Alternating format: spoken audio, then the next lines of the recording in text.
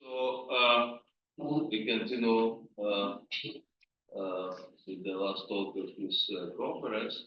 So it's a great pleasure to introduce Constantin Teleman from Berkeley, and he's going to tell us about Bohr-Sommerfeld. I think so, yes.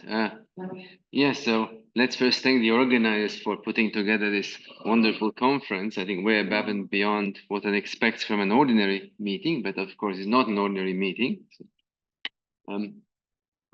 I think some people started with anecdotes about Maxim. I'm afraid I don't know any. I can just express my appreciation about how much I learned from his papers early on, especially how much homological algebra I had to say about mathematical physics. And so it was a revelation for me to see that approach. Also, some speakers apologized for discussing work that was a bit older or based on older ideas. I have a complementary apology to make, which is I'm going to discuss about very new work. In fact, so new, it doesn't even exist yet. But I think it's the roots of it, I think, are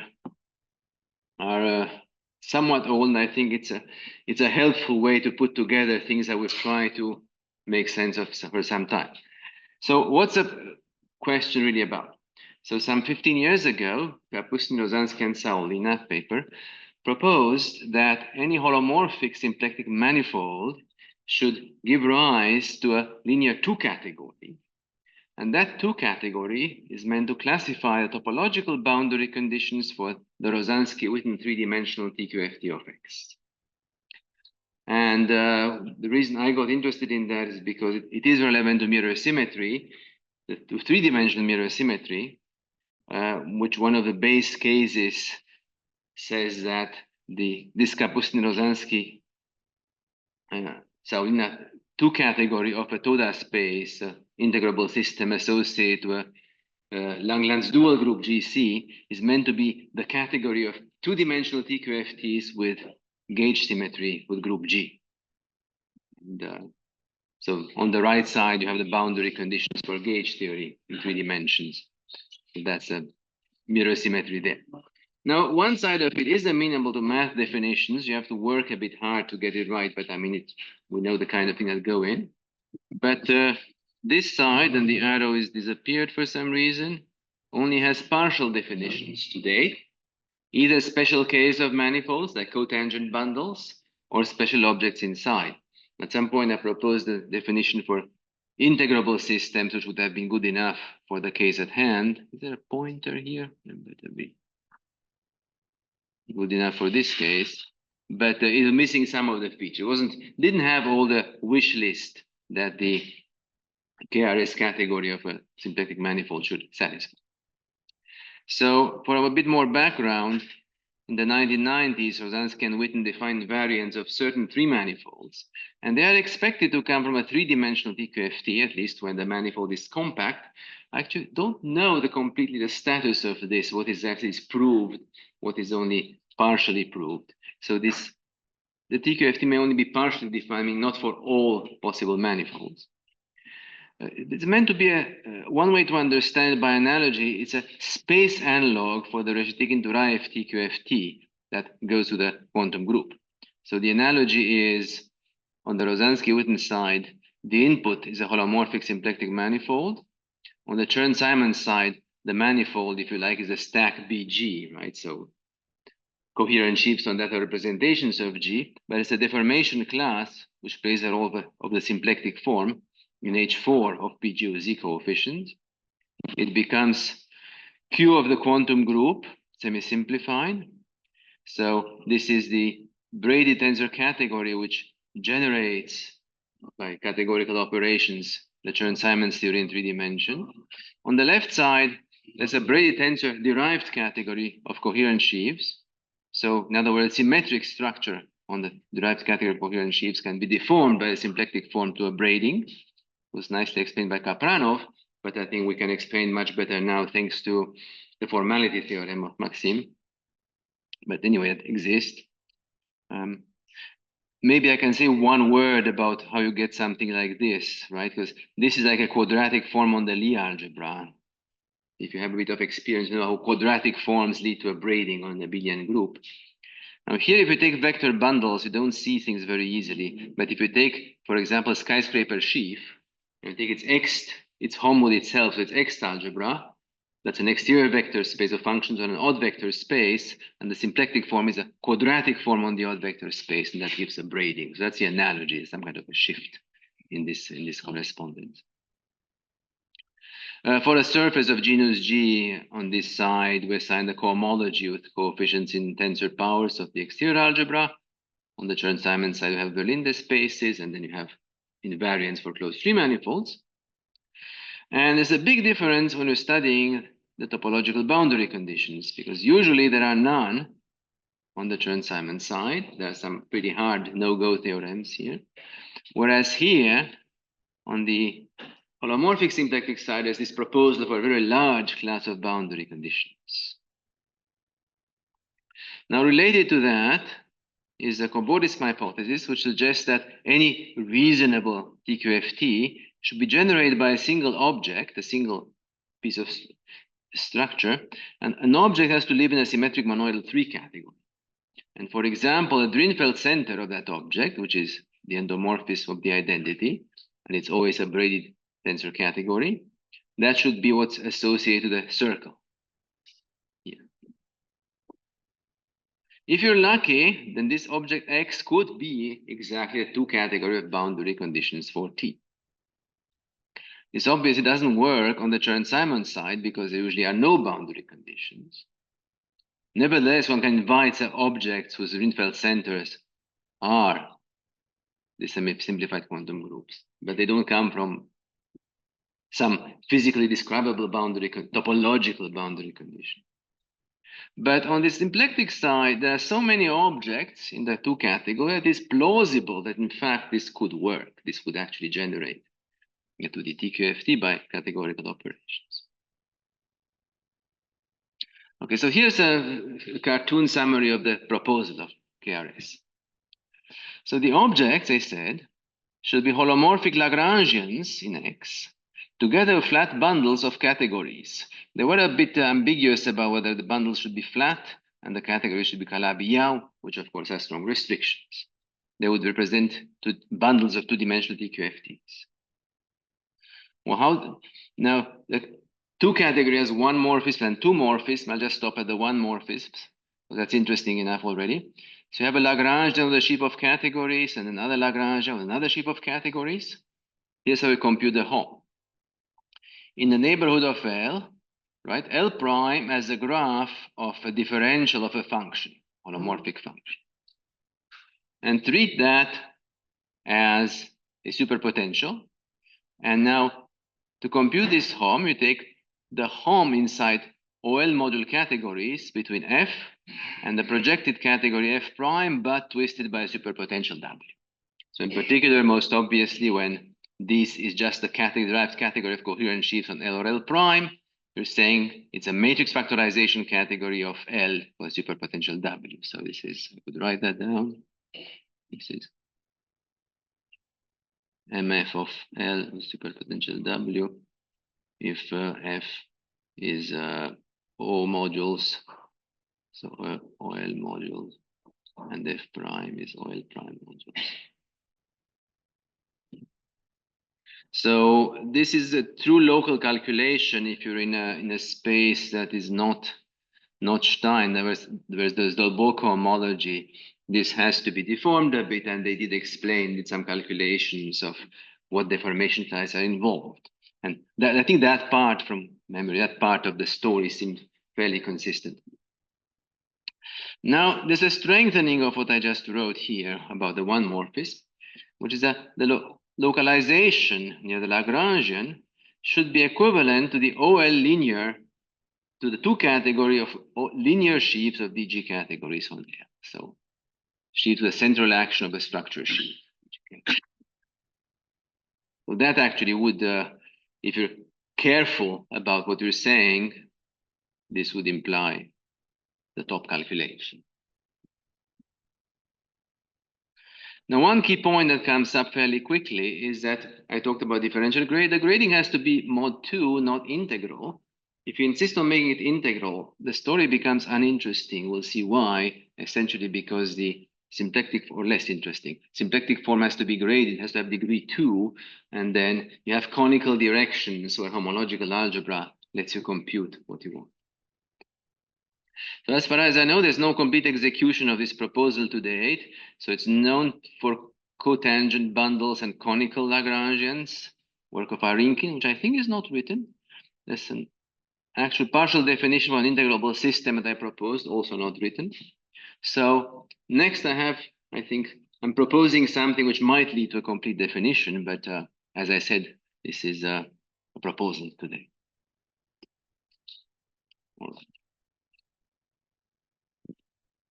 Okay, so it helps to get some perspective to see what the category is and what it is not.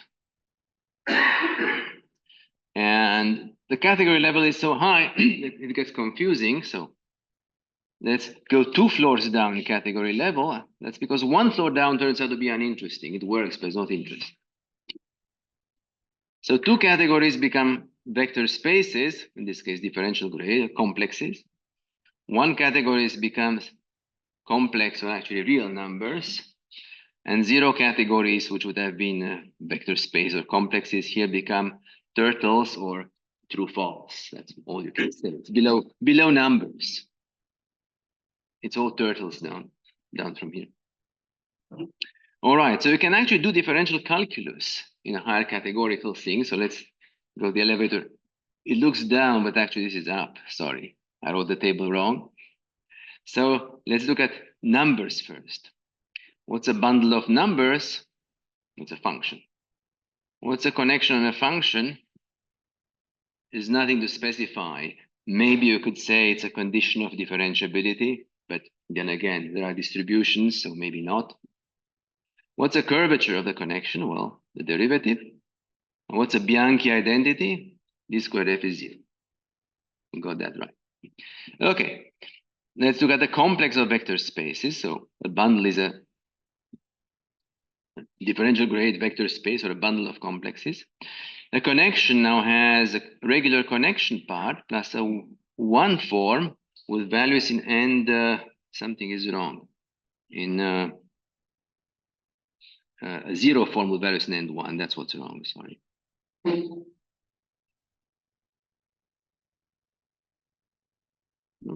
Very.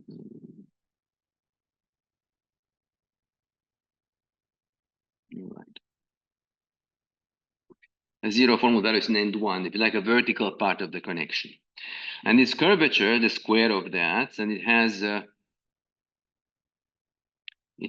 usual curvature component, a 2 form with values in endomorphism. Then a component, which is a 1 form with values in endomorphism of degree 1. And what that tells you is the deformation class of the complex as you travel, like a Kodaira-Spencer class at the level of complexes. And then there's also a 0 form with values in N2, which is problematic because that's a point-wise obstruction kind of the complex. Kind of tells you actually something went wrong here. But you have to include it for the full treatment. Moving on to categories, well, looking at bundles of DG categories. The connection is a base connection. What would be a base connection? Well, how do you write a base connection? You locally trivialize the complex and say have ordinary differentiation and then add stuff. So somehow I have to locally trivialize the category and allow only the linear parts to vary, like the differentials on the home spaces, the composition laws and coherencies. So you have to write something concrete, you have to bring it to something constant that's being deformed on the part we can differentiate. So the connection has all these components. And the curvature, again, will have, in this case, 4 components. The interesting one here is a 1 form with values in second Hochschild cochains. That is the Kodaira-Spencer class of the family. For reasonable things, you can always find a connection which is as flat as it can be, meaning it only has the Kodaira-Spencer deformation class as a curvature.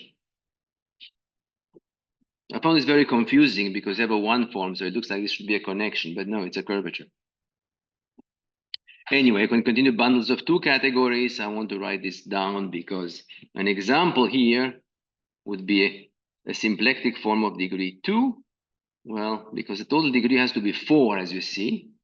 So if you put scalars in the second factor to keep the z grading, your symplectic form would have to have degree 2 in some way, internal degree 2. Here's an example of this calculus that actually is familiar, just a language that's new. You can put a connection on the category of OX modules by choosing a superpotential. It ought to have degree 2 again. It's where is it? It would have to be, sorry, it's this piece. So it ought to have degree 2, or you're forced to collapse the grading by 2. Then horizontal sections of this category connections are W curved complexes. So the condition is that the curvature of the object, if you like, should agree with the connection of the ambient object. This is kind of how it iterates. And notice that we have flatness is only in the anti-holomorphic direction. That's a polarized situation. This calculus actually makes sense, in other words, if you use it consistently. Okay. So now that we can talk about bundles and connections, we will in a second. Let's see first what we're not going to say. Now, a braiding turns the DG structure sheaf of the manifold into an E3 algebra. Let's call it A of X. So equivalent, this category of modules becomes a braided tensor category. That's an E3 structure on the algebra. Now, algebras like this live in a symmetric monoidal 4 category. And because of that, they could conceivably define 4-dimensional TQFTs. In fact, they do, except at the top level where you get infinities. But for 0, 1, 2, and 3 manifolds, you get a TQFT. And that's not what we want for the obvious reason that the dimension is wrong. The analog in the Chern-Simons case, the Crane-Yetter theory. So let's go 2 floors down to understand what's happening. The 2 floors down, having a symplectic form, which would have to have degree 0 now, it turns the structure sheaf into a sheaf of E1 algebras, non-commutative algebras. That's work of Leconte, Weil, and Fedosov, and vastly generalized by Maxime for Poisson structures. And this algebra would want to define a 2D DQFT. And that is not the analog of Rozansky-Witten theory, 2 dimensions. Now, that's not what it is. What we're looking for is one category, one level down, which is like a boundary theory for this, like a module for this. And 2 dimensions, 2 floors down, I should say, that is a space of states representation of the deformation quantization. That's what we're looking for. So ideally, that would be a sheaf over X whose endomorphism locally are the sections of this deformed algebra. So like the Fock space for this Heisenberg algebra. Okay, so let's build that on an example. It's about the only example I know how to compute, I think. I hope I got it right. Otherwise, there's no example I can compute. So let's start with the cotangent bundle of the circle. So the coordinates are z on the circle, think of a complex number, and x on the real line. And the non-commutative deformation changes the relation to zxz inverse is shifted by h. It's a difference, discrete step. So let's choose a module over that. For example, let's set x equals 0. So look at A mod x. As a vector space is just Laurent polynomials times the vacuum. But the way x acts, we'll have to commute x past z to the n. And it doesn't act trivially on the anymore. It acts as with eigenvalues minus nh. So the spectrum of multiplication by x is multiples of integer multiples of h. So really, after deformation, it lives on a discrete set of orbits. And on each of them, you have a one-dimensional space. And you've seen Bohr-Sommerfeld quantization, it looks a bit like that, although it's not exactly what it is. But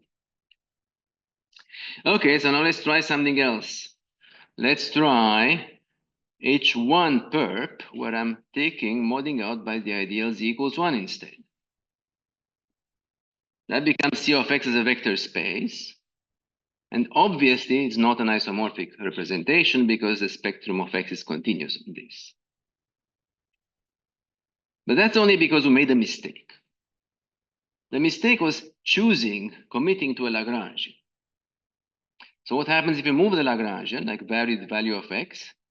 The spaces, you have to actually secretly put the line button. The spaces you get carry a flat connection. And what you want are the global sections or the cohomology of that connection. Now, in this case, the base is contractible, so you couldn't tell anything was wrong because you can identify the flat section with just a single fiber. In the other case, however, there's also a flat connection, but now the base is a circle. So there's monodromy. The monodromy is multiplication by this operation. So what we need is to take the cohomology of the circle with coefficients in the bundle with this monodromy, and that gives you again the discrete points corresponding to the Bohr-Sommerfeld orbit. So now you've recovered the isomorphism. So even though the constructions were different, in this case, the two executions give isomorphic spaces. So both of these spaces, you notice, if you look carefully, are cohomologies of sheaves of sections of the bundle, which are horizontal under the polarization, but they're two different polarizations are being used. So we could conclude independence of polarization in general if we could show that the sheaves were isomorphic, that if locally, choosing two transversal polarizations, we get an isomorphism in the sheaves of sections horizontal for one direction and horizontal for the other. And you can't choose just any isomorphism. You have to interchange as a multiplication or differentiation if you think of what you're doing. So the map between them has to be the Fourier transform, P and Q. There's a big problem, however. The Fourier transform is not local. So that's why there is no general theorem that the space of states is independent of polarization, because you can't execute this locally. But we also get a big break, which is when you go up in category, the Fourier transform is local.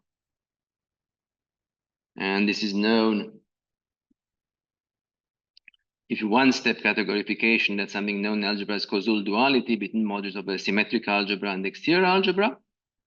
In two steps, you can again relate module categories, DG module categories over functions on V and the dual space in shifted degree, again localized at 0.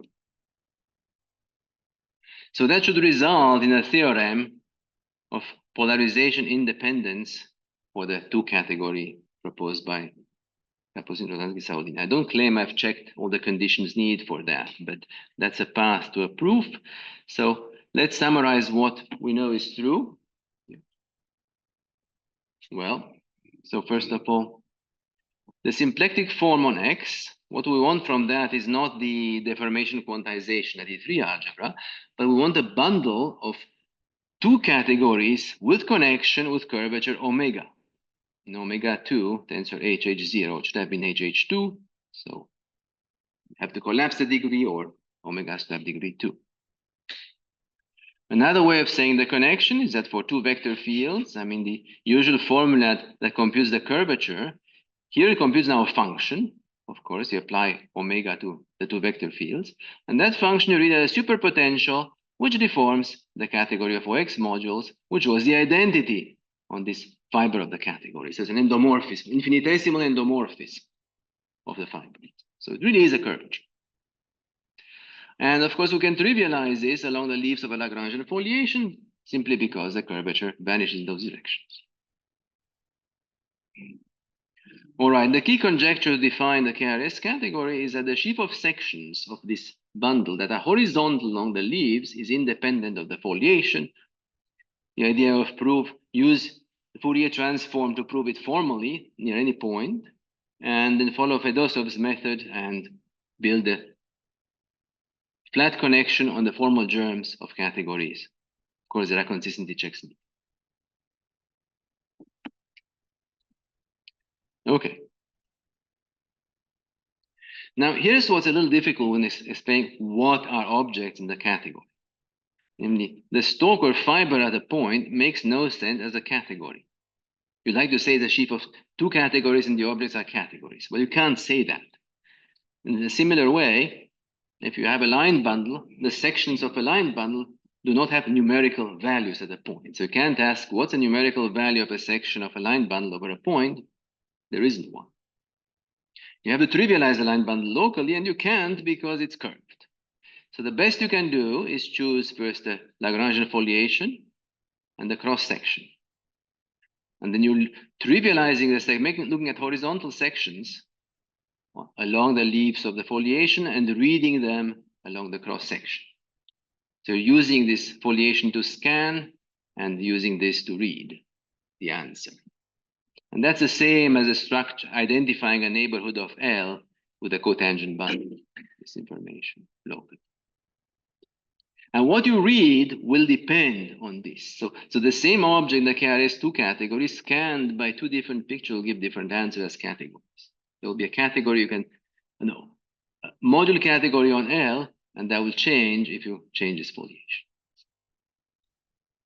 But the conjecture, which is based on the Fourier transform, I think it's right, is that the sheaf of all possible sections of all possible objects does not depend in the sense different choices give isomorphic sheaves of two categories. An analogy, if you like, is if you look at horizontal sections of a quantum line bundle for a foliation, become functions on L, but choosing even a different L prime here, different reading, Lagrangian, gives a different function which differs in fact by shifting by the graph of the differential. Actually, it's probably exponentiated. All right, this is what we expect. So first expectation that the set theoretic support of an object in the category is well defined. Whether you read zero or not doesn't depend on how you scan. Objects are scheme theoretically supported on a Lagrangian, that's more or less a theorem, not just a fact, expected fact, have a flat connection along L. So the confusion in the KRS thing came from somehow, well, let's say in a second what happens. If you have a sheaf of categories with flat connection, the categories are reasonably finite, means locally constant, so you say nothing interesting can happen. So it seems like objects are boring.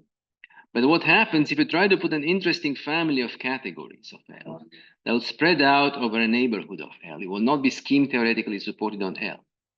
And the neighborhood will have finite order. The Kodaira-Spencer deformation class is nilpotent, order of nilpotency. So forcing the categories to deform is also forcing them to spread off the Lagrangian. So one consequence is specifying an object requires not just the Lagrangian, the sheaf of categories, but also at least a germ of the cross foliation. And if you change that, you change the object. Somehow you read off. So that's, I think, clears up some confusion.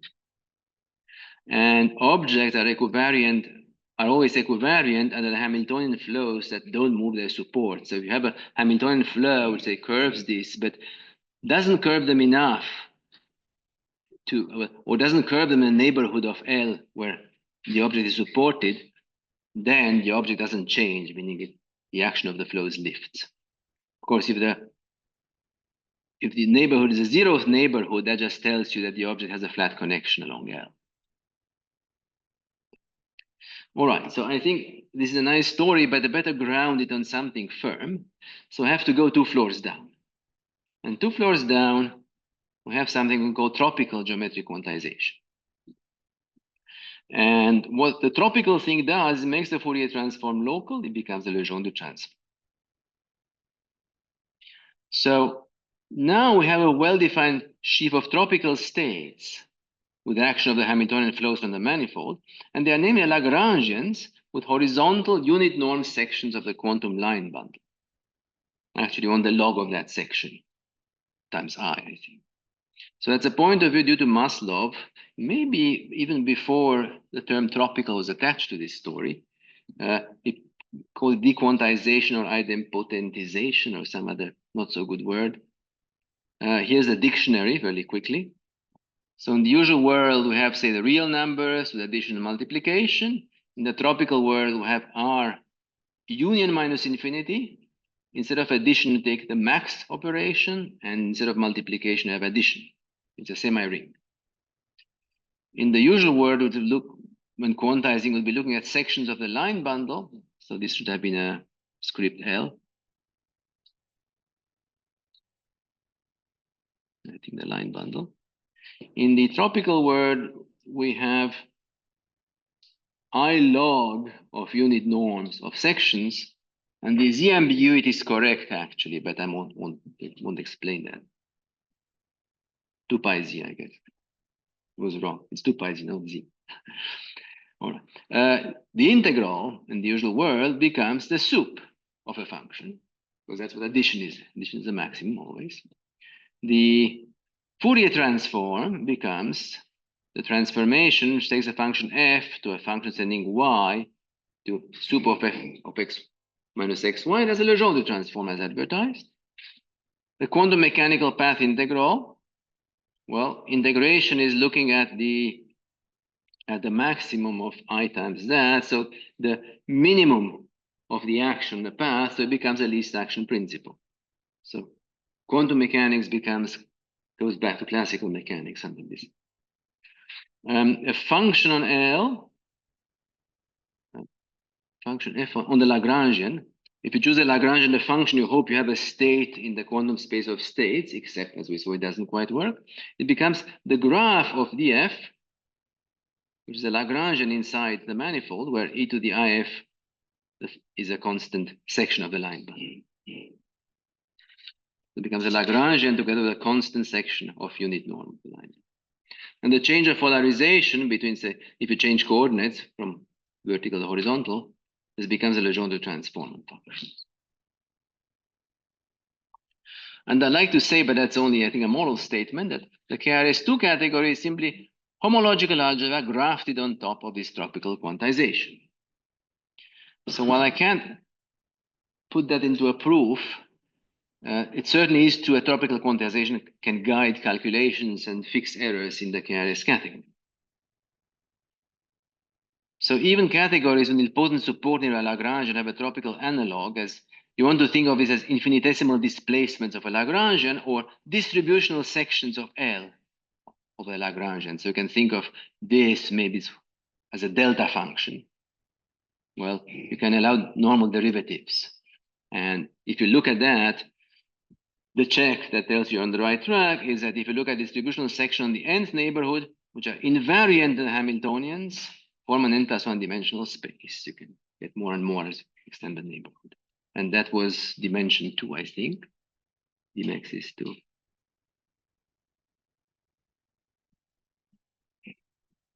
So for example, n equals 0, you have the constant section, n equals 1 coordinates, you have the constant section delta function in P, so constant here, and Q times the delta function minus H times the normal derivative. So, and the calculus of Hamiltonian flows on this mirrors what happens to the calculus of categories in KRS. Now, in favorable cases, one can even decategorify the objects to obtain something in the deformation quantization. For example, for Calabi-Yau categories, the Hochschild cohomology is isomorphic to the Hochschild homology, and the cyclic action on the Hochschild complex is trivialized. And turning on the cyclic action converts X to its deformation quantization, makes non-commutative. The deformation parameter is a equivariant parameter. And the Hochschild cohomology of a category becomes a module over a deformation quantization. The solutions are, of course, the constant sections of that Lagrangian, and there's some kind of an abstract J function for the category. So there's a story 2 steps down. Without strong assumptions like that, I think this is just maybe a way of life or a way of thinking to guide the calculation. But to prove the theorem, I think one needs a consistency condition, prove the conjecture, rather. The consistency condition that Fourier transforms generate the Hamiltonian coordinate changes locally in a manifold, meaning the action is close to that. That's so I don't think it's hopeless, but it helps. So with that, I think I'm going to finish early and thank IMSA, the organizers, for this meeting, and Maxime for his math. Next time, wake up.